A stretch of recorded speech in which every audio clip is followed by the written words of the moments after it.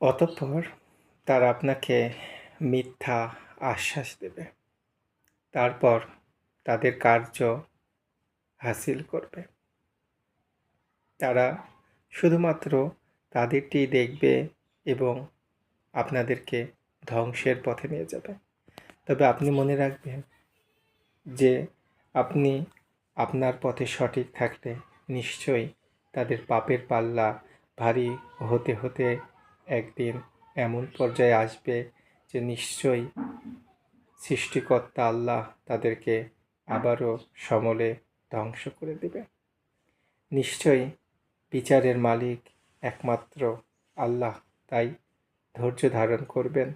অবশ্যই অবশ্যই অবশ্যই তিনি ইনশাল্লাহ সকল ধৈর্যের জবাব তিনিই দিবেন এবং তাদেরকে একদিন ধ্বংস হতেই হবে, যেমনটি বিগত অনেকেই হয়েছে।